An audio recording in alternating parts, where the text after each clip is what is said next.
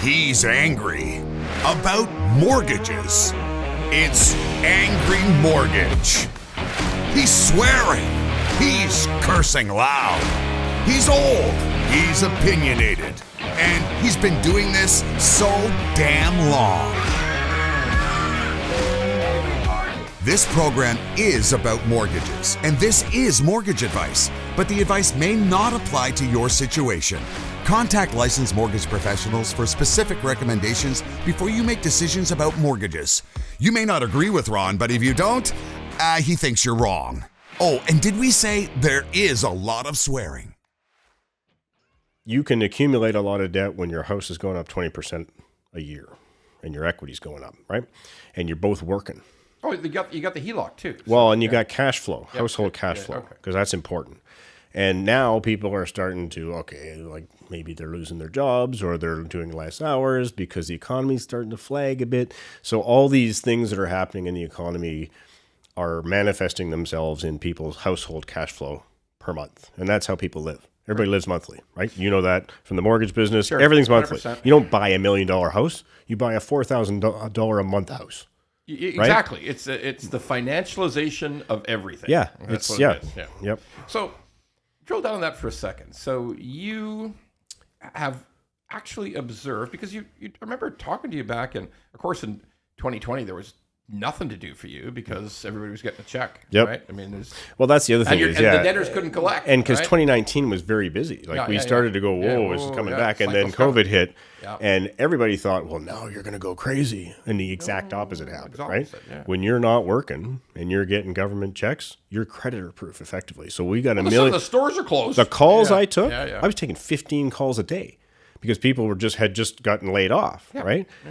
But none of them could file. So we told everyone the same exact thing. When you're working, give us a call. Because that's when your wages are under threat if you're not paying your debts and whatever, right? But when there's no threat, so like a whole bunch of people called us and other trustees in that period, but most of them didn't file until next year. And the reality was the government told lenders to shut up. Okay, like you got to give you got to give moratoriums. You got to give 6 month gaps. Well, and banks are smart enough without the government telling them that, to know, like this is unusual. Yep. It's like, we never had a plague before. Well, no, for 100 years. 100-year plague. 19, exactly. Banks aren't stupid, right?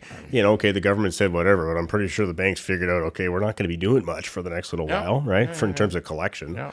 Yeah, because you can't a bank isn't sending its on-retainer lawyer to court when there's no court. When there's nothing at the end. Nothing at the end. I'm not going to go through the 3-step court process of plaintiff's claim, judgment, hearing, execution, when I know the execution's not going to become a wage garnishee. Not going to happen. So they're not going to do it. So they just stopped. Gotcha. So big pause. And there was I think it would be fair to say that immediately post-COVID, the economy took a jump. Things were, but now, literally, for a bit. So would you say it's the last 14 months? Is that fair? 14, 16 I'd months? say we've been busy for 18 months, more 12, more the last 12 than 18. So but it's a ramp it started to really appear 18 months or so ago. Mm-hmm.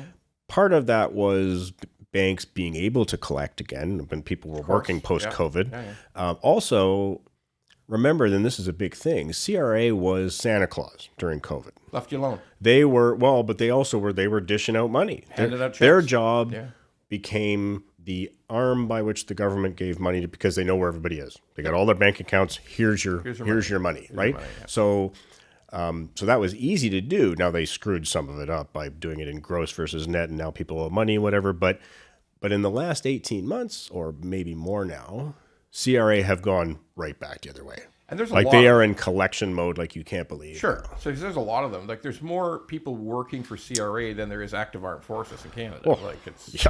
It's our army. Yeah, it's our real army. It's our actual army. Our real army is our revenue service. That never leaves their homes. Yeah, exactly. So if Trump feels like coming up here, we're not going to stop him at the border, but we're going to get him on taxes. We'll get him later. All right. So you made a great point a minute ago that now is something you hadn't seen for years. Mm-hmm. It's a greater frequency of people losing their jobs. And you also made the really compelling point that we see in our business that the hours are down. Like there's no overtime. Right. And the bonuses shrank or gone. Okay? Yeah. So that's something you see every day. Yeah. Okay. Yeah, you don't have to lose your job. Like that's pretty dramatic, right? And obvious. It's more like a creep thing where, somebody was working part-time and getting less hours, or they're working at a restaurant making pretty good money on tips, but now they're not because who's going out with the cost of groceries going up and all that stuff. One quick point, Scott, I want to make that like everybody who works in the proximity of downtown Toronto will say, no, you're wrong. The restaurants are full. It's going big time. Yeah. Because folks, like this is what I got to start to really I got to have a warning label on this. So Toronto. Are you going to get sweary now? Yeah, pretty quick. I hope so. Toronto is the epicenter of the richest fucking people in Canada, okay? Yeah. And everybody who has an expense account is here, okay? I work within swinging a cat distance of all 6 big bags. Sure. So, you go for lunch at, I don't know, Jump or Canoe or something, which I don't do a whole lot, but they're full. They're full. Yeah. So this is what I can try to even the food courts now. Yeah, there's been a change actually in, I would say, the last 6 months. Yeah. Last year when I was going downtown, there was nobody. That's changed. Oh, yeah. Well, from Tuesday to Thursday. They don't go Monday, Friday. Friday. But from Tuesday to Thursday, I'm telling you, like, it's busy. So this is what I got to express to everybody. Like, in Red Deer, Alberta, the restaurants aren't full. No. Okay. Earls and Red Deer probably isn't doing great. But Alberta's doing good. But the restaurants in Sudbury aren't necessarily full. Okay. But the restaurants right in the heart of the city of Toronto, where there's nothing but people with big expense accounts that are rich as fuck, they're doing fine. Yeah, the Earls at King and York is very busy. Yes. So, you're right.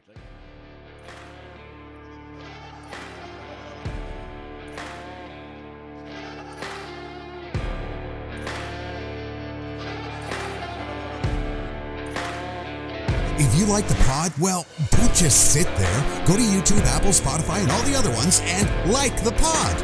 And don't forget to subscribe so we can keep being angry at mortgages and swearing about mortgages. Angry Mortgage could use your support.